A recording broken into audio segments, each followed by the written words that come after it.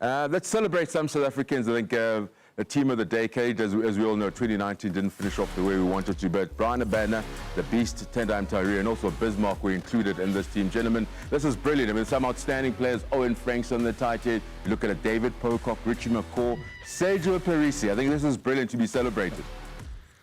Yeah, definitely. I think, we, myself and Swys, we were talking off screen. And there's a few players we would, even if you ask us now to select a team, would probably not be there. For me, a guy like Dwayne van Meulen, I would select him above Sergio Parisi. A Skalk Burger, perhaps, maybe. So for us, I would have seen and loved to see what the criteria would have or should be for you to be part of the team of the decade. So Conor Murray is the one that really stands out for me when I look at that. Yeah, he's done well for Ireland, but I think there have been some good scrum-offs. Yeah, I wonder. Faf and a few guys must push hard, but then on 4 or 5 years ago, he was really pushing it hard, and he started perfecting the box kick, and he made us a great change in the whole Ireland setup. Yeah. For me, gents, what I thought was Pollard. 8 years ago, he was part of the SA Under-21 winning club. Against Wales, he slotted that kick to keep us in the dying seconds, that took us to the final. He was again brilliant in the final. And really, I know Dan Carter is everyone, Dan Carter, but I think our own Pollard is not too far behind that guy. In fact, if you tell me on an island pick between the two of them, you've got a team now, I might go for Pollard. But then I knew you would ask that. Yeah, it has to be asked, I knew you would ask that. Yes, over Dan Carter, he's brilliant, but I think he's been. It was a.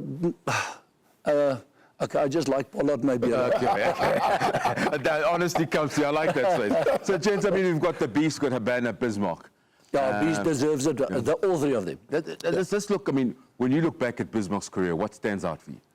Oh, yeah, just that presence, that massive man mountain, when he puts that ball in that, and that ball stealing abilities, and working with the Sharks when I was there with him, knowing his whole demeanor to the side, and how the youngsters related to him. He was just a special character, and Beast. Yeah.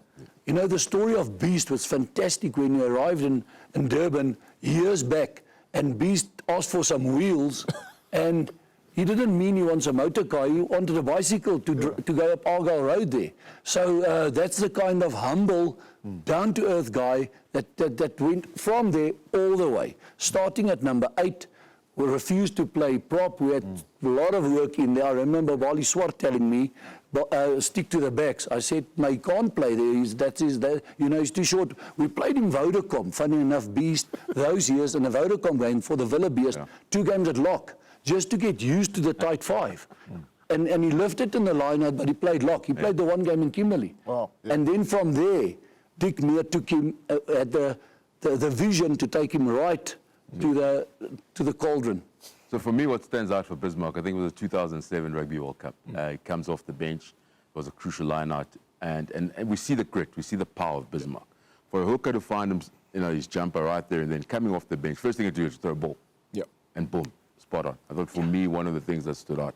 Then there's Bruin, guys. I mean, over the years, I'm getting goosebumps. What he's contributed on and off the field for South African rugby, and even now, I think more so world icon, Jonah. Yeah, I think, that's Bruin.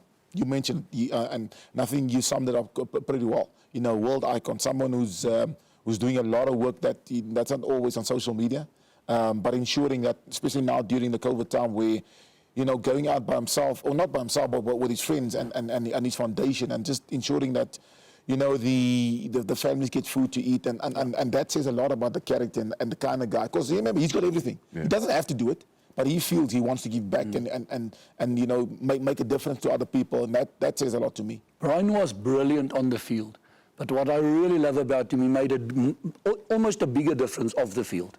So that is taking that talent and using it well. All right, to all the South Africans that donned the green and gold the past decade, a job well done, but a special mention to the Beast and Mtawarira, Bruin and Bismarck, gentlemen, well done for making that World 15 team of the decade. Well,